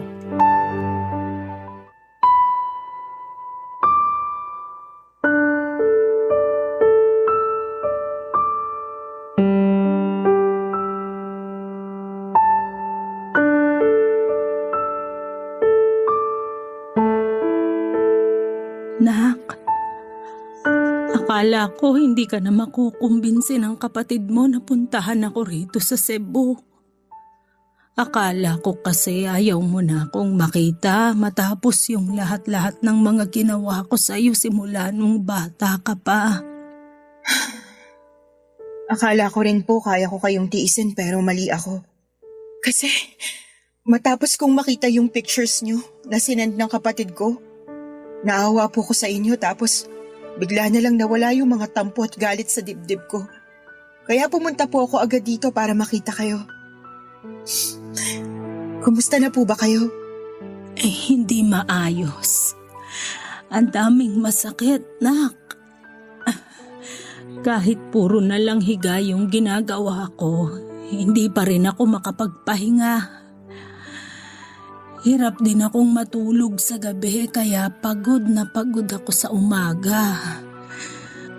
Buti na nga lang nandyan yung dalawa mong kapatid. Inaasikaso nila ako. Hindi ko kasi talaga kaya kung ako lang. Mahirap po talaga pag ganyang may sakit. Oo. Wala rin akong ganang kumain. Kasi pakiramdam ko masama sa akin lahat ng kakainin ko. Kaya po kayo lalong nanghihina kasi di kayo kumakain, Nay. Ewan ko. Pero naisip ko na baka karma ko na to kasi naging masama akong anak at nanay sa'yo. Kumusta na pala sina nanay at tatay? Bakit di mo sila kasama? Tungkol po sa bagay na yan. Huhulaan ko. Kasi matanda na sila. At ang alam ko may takot sa matataas na lugar si nanay. Kaya di mo talaga mapapasakay sa eroplano yun. Mahihiluhin din yun. Wala na po sila ni Lolo, Nay. Ha? Ano bang sinasabi mo dyan? Patay na po sila. At hindi ko man lang alam. Anong klaseng anak ako? Ang sama-sama ko. Nay, kumalma po kayo. Baka makasama sa inyo yung pag-iyak niyo eh. Hindi ko lang kasi mapigilan. Pakiramdam ko napakawalang kwentang anak ko kasi hindi ko man lang naalala yung mga magulang ko. Namatay sila na hindi man lang ako nakakahingi ng tawad sa kanila, anak. Namatay po si Lolo noong 2020 dahil sa COVID-19. Si Lola naman po noong 2022 dahil sa ovarian cancer. Ayaw niya na rin magpagamot kasi raw matanda na sila. Pero bago sila nawala, hinahanap nila kayo pareho, Nay. Miss na po nila yung kaisa-isa nilang anak. Miss ko na rin sila. Pero hindi ko na sila makikita pa. Sigurado akong galit na galit sila sa akin. Hindi po. Hindi na sila galit sa inyo kasi matagal na nila kayong napatawad. Napatawad ko na rin kayo kasi tama si Lola. Nanay ko pa rin kayo. At mahal ko po kayo. Mahal na mahal din kita, anak. Patawarin mo ako sa mga nagawa ko sa'yo. Patawarin mo ako kasi ngayon lang ako nagkalakas ng loob na makipag-usap sa'yo. Naduwag kasi ako. Natakot na baka hindi mo ako mapatawad. Pero kinumbinsi ako ng mga kapatid mo na subukan ka pa rin nilang pakiusapan, nakausapin ako. Yun na lang kasi yung tanging hiling ko bago man lang ako bawian ng buhay. Hindi pa po kayo mamamatay, Nay. Huwag po muna kasi ngayon na lang ulit tayo nagkasama eh. Pero nahihirapan na ako. Wala na rin kaming perang pampagamot. Nalubog na rin kami sa utang at naubos lahat ng ipon ko. Hirap na kami, nak. Awang-awa na rin ako sa mga kapatid mo. Ang babata pa nila para maulila sa ina. Kaya nga po, lumaban po kayo. Huwag na po kayo mag-alala dun sa gamutan niyo kasi ako na po ang bahala, Nay. Kahit naman paano, may negosyo ako. At wala pa rin naman kaming anak ng asawa ko kaya maaalagaan ko pa po kayo. Basta wag po muna kayong sumuko, Nay. Kasi gusto ko pa kayo makasama ng matagal eh. Gusto pa rin naman kitang makasama ng matagal, nak. Gusto kong bumawi sa mga panahong hindi ako nagpakananay sa'yo. Kaya lumaban po kayo kasi marami pa po tayong gagawin na magkasama. Kasama yung mga kapatid ko. Ngayon na wala na sina Lolo at Lola, akala ko wala na rin akong pamilya. Pero Hindi pa rin po ako pinabayaan ng Diyos kasi dinalik niya kayo sa buhay ko para maging pamilya ko. Kaya ang saya-saya ko po, Nay. Masaya rin ako, nak. Salamat. Salamat kasi nagkita tayo uli. Kung alam mo lang na kinasabikan ko yung araw na to. Yung araw na makahingi ng tawad sa'yo. Pinapatawad ko na po kayo, Nay. Kaya dapat magpalakas po kayo, ha? Papa Dudut, ikinuwento ni nanay na hindi na natuloy yung kasal nila ng fiancé niya sa Amerika matapos itong atakihin sa puso 3 araw pagdating ni nanay doon. At dahil hindi naman siya pumunta doon para magtrabaho ay kinailangan din niyang umuwi sa Pilipinas pagkatapos ng libing. Sobrang gulo daw ng isipan ni nanay noon at hiyang-hiya rin siya sa amin kaya hindi na niya nakuhang umuwi pa sa bahay para magpakita. Nagstay daw siya sa kaibigan niyang taga Maynila at pumasok sa pinagtatrabahuhan nitong hotel bilang housekeeper. Doon niya nakilala ang tatay ng mga anak niya na tubong Cebu. Nung nabuntis siya ay umuwi sila sa probinsya nito sa Argao para doon na manirahan. Doon na rin pinanganak ang pangalawa nilang anak pero 5 buwan pa lang yung baby ay naaksidente yung kinakasama niya matapos itong mabagsakan ng hollow blocks sa ulo nang mapadaan ito sa isang ginagawang gusali. Nakomatos pa raw ito ng 1 linggo bago binawian ng buhay. Simula noon ay sinanay na ang nagtaguyod sa 2 niyang anak. Nagtinda siya ng street food sa mga eskwelahan at gumawa ng mga doormat at naglalako ng balot sa gabi bago siya nagkasakit at tuluyang huminto sa pagtatrabaho. Sobrang sakit na marinig lahat ng pinagdaanan ni nanay. Kaya nga pinangako ko sa sarili ko na gagawin ko ang lahat para pagaanin ang buhay nila, Papa Dudut. Sa kasalukuyan ay nasa Binangonan, Rizal na sina nanay at ang 2 ko pang kapatid. Tuloy-tuloy ang pagpapagamot ni nanay at masaya ako kasi kinakikitaan namin ng progreso ang katawan niya. Pinabalik ko rin sa pag-aaral yung 2 kong kapatid at sinabihan sila na hanggat nabubuhay ako ay pagtatapusin ko sila ng kolehiyo. Kahit na masakit yung pinagdaanan ko sa kamay ng sarili kong ina, iba yung sarap sa pakiramdam. Noong natuto akong magpatawad, mas magaan sa dibdib. At mas masaya ako ngayon na magkakasama na ulit kami. Hanggang dito na lamang po ang sulat ko at maraming salamat sakaling mapili po ninyong i-air ang kwento ng buhay ko.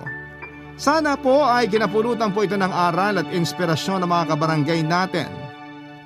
God bless and more power po sa Barangay LS 97.1 at sa Barangay Love Stories. Ang inyong forever, kapuso, at kabarangay, Bree.